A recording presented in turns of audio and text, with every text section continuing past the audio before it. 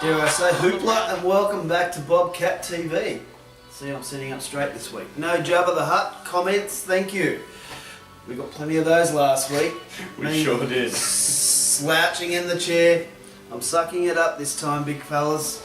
Look at this, trim, trot and terrific. Welcome to BOBCAT TV, and we've had a huge week. Another massive week in Bobcat world. A great week actually, very good. It's been lots of exciting stuff to talk about. We're going to try and give our show a little bit of a segment, if you like. So we're going to talk about what's happened last week, what things we're doing at the moment, and obviously what we've got coming up. So keeps everybody involved, everybody knows what we're doing, and essentially that's probably the most important part. So great in review. Have we got a drum roll or some sort of segment? I'm sure we can put one in. Okay. Why not? Review. Alright, so we had some games this week and Darren and I were able to get around, so I actually got to coach a couple more games than what I normally would this week. I think you did too. Unfortunately, I am still coaching way too many games. So we got to start off. I was in Tyab watching Little Bobcats team. We did great actually. We went down in the end. Morning under 10s? It was the under 10s. Shout out to Tyler who wanted a shout out on this. I got you, little man, you're out there. Yes. Show me your skills. So we went down by 5, but we had a nice strong second half and we really pulled that game back. So I'm very proud. Under 10s are pretty good, aren't they? They're not bad. It's definitely an improvement from what I've seen, that's for sure. Well, I'm doing 2 10 teams. So our under 10s with Johnny Sticklin and the crew, which I think might have been the trail of the start of our first program. I believe with so. With the big Lockie Anderson. Yeah, that is a big guy. Yeah, unfortunately we didn't do that badly. We didn't do great. Well, okay, we lost. Let's just get to the chase. We lost that game. Previous week we did really well. This one, not so well. A coaching error? Probably, yes. I would put down a coaching error. But one under 10 team, which is doing really well with young Tate Wilson and Jonty, is it Chase? Jonty Chase. Those boys had a blind up last weekend. Top team.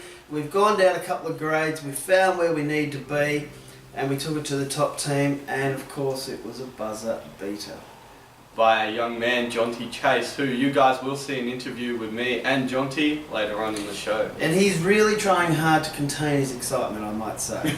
He really was jumping up for joy, I might say, in that interview. So, in the tip for all our basketball Bobcats, there has been a rule change. And it was no more evident than young Jack and our under 12s on Saturday.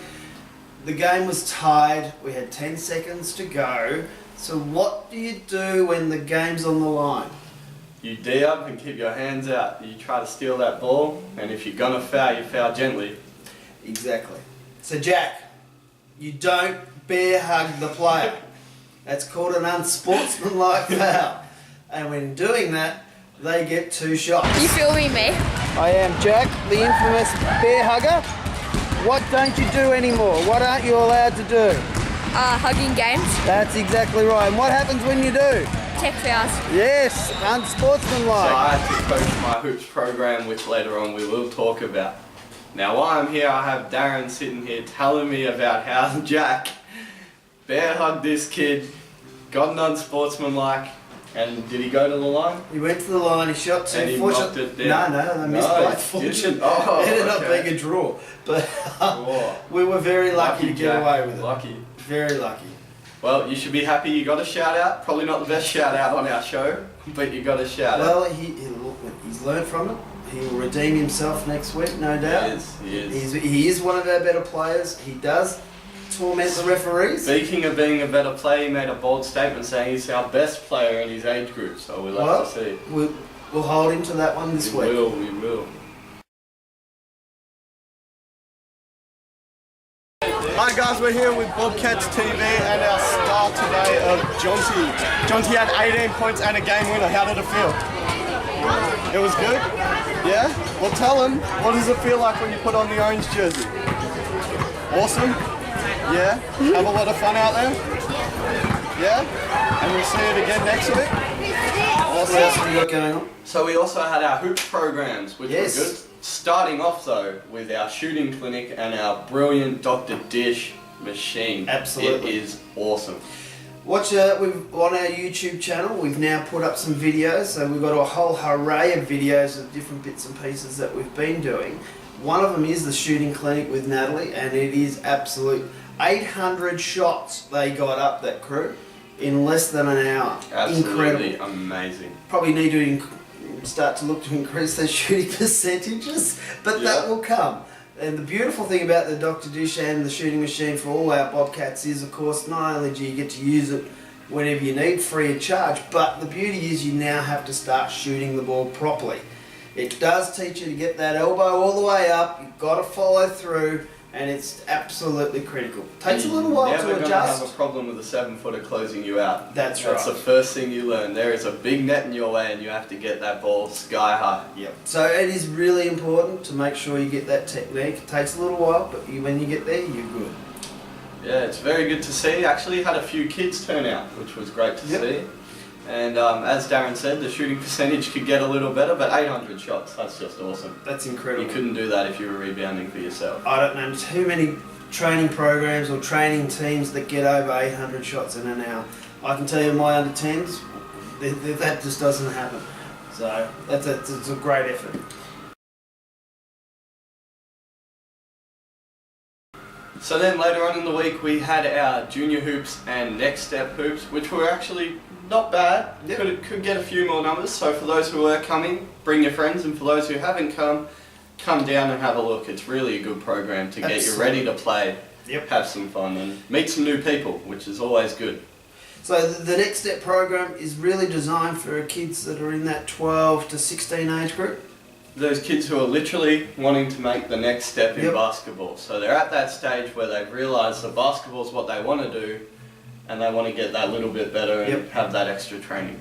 Alright, so to do that, jump on the Bobcat website, click onto our programs, go down, you find next step, get on and register. That's been done by, at the moment, our head, one of our great coaches in Joe Starling, ex-Siebel Frankston guy, brilliant technical coach. Can't get much better. It was. Jace was working with Archer, who's just started with us, and I gotta say, Archer, shout out to you. Them handles are getting better, my man. You're doing well. Absolutely.